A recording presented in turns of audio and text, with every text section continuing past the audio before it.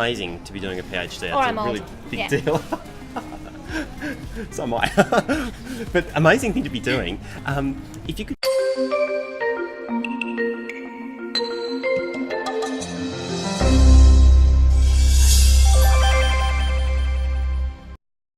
So, Debs, you study at Curtin. Yes. What are you doing here? I'm doing a PhD in neuroscience, Awesome. trying to find a treatment for autism, a drug treatment for autism. Which is such an incredible thing to be doing with your life. Respect to you. Tell me about what it's like studying at Curtin. There's lots of student support. There's it's because of the diversity, everybody's very accepting, and that's what I find best about it. That's what's standing out. Yeah.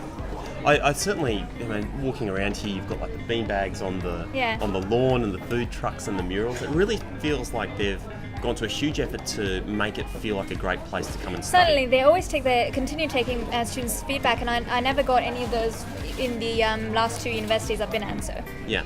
And so, comparing to the other universities you've studied at, where do you think Curtin is strong?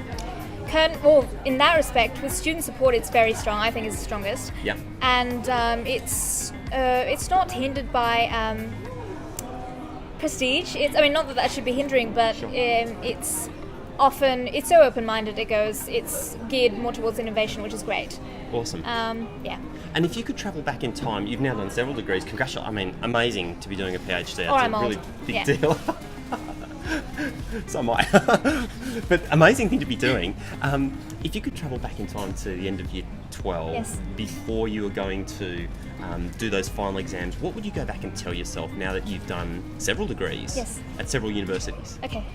I definitely say, well, there are two things. Firstly, go to all the university open days, and especially if you choose to specialize in something, different unis would have a greater difference in specialty in that area between from other unis. Also, I made the mistake of doing it for mostly my family instead of myself, and now that I'm doing something for myself, it's much more worthwhile. So even if there weren't as much support, I still probably would have enjoyed this better.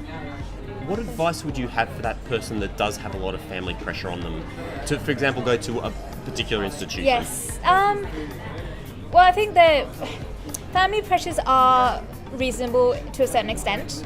And yes, by all means, take that into account. I don't regret taking mine into account. For sure. But also, there are certain things about yourself that, certain circumstances that may develop new, and that aren't privy to other members of the family, or etc. And you need to take those account as well, because those can be important.